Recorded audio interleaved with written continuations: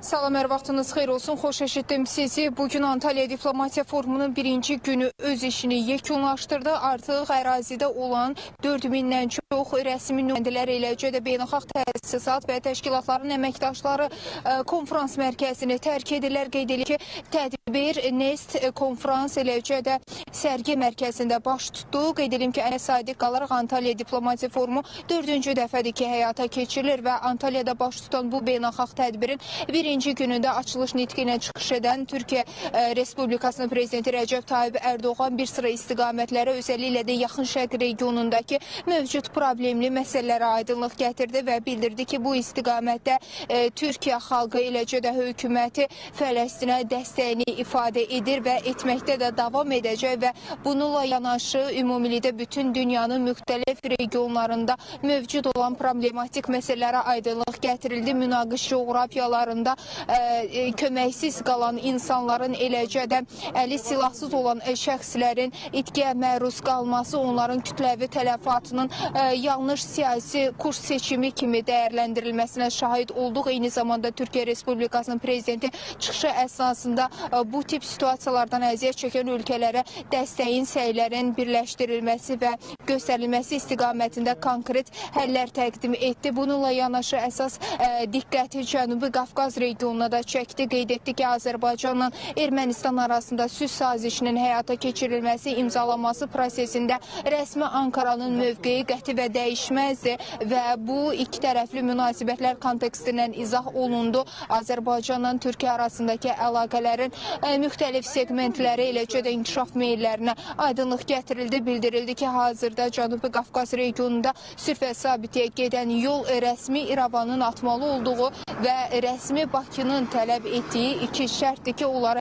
həyata keçirdikdən sonra sülh üçün hər hansısa bir maneə, əngəl qalmır. Bundan sonra isə o, Rusiya eləcə də Ukrayna arasında mövcud olan münaqişəyə diqqət çəkdi və bildirdi ki, Ukrayna ilə münaqişənin dayandırılması, eyni zamanda konkret bir konsensusa gəlinməsi istiqamətində də istər bu ölkənin prezidenti, istərsə də Rusiya Federasiyasının lideri ilə danışıqlar davam etməkdədir. Bununla yanaşı əsas diqqəti cəlb edən amillərdə Avropa Birliyinə inteqrasiyası məsələsi idi ki, Rəcəb Tayyib çıxışı zamanı bildirdi ki, biz Avropa Birliyindəki kürsümüzə, masamıza yenidən alıyıq və qaydacıyıq da onun bu addımı və inamlı çıxışı kifayət qədər coşqu ilə qarşılandı və bildirdi ki, Avropa Birliyi anlamalıdır ki, Avropanın gəl təhlükəsizliyi Türkiyəsiz, rəsmi Ankarasız qeyri-mümkündür. Bununla yanaşı Avropaya inteqrasiya modelinin amilini təşkil edən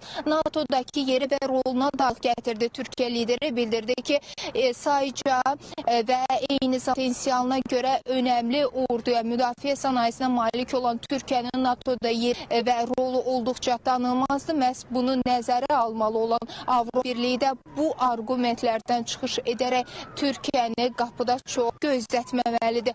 Bununla yanaşı əsas müzakirə mövzuları arasında ölkələrə dəstəyin göstərilməsi də yer alırdı.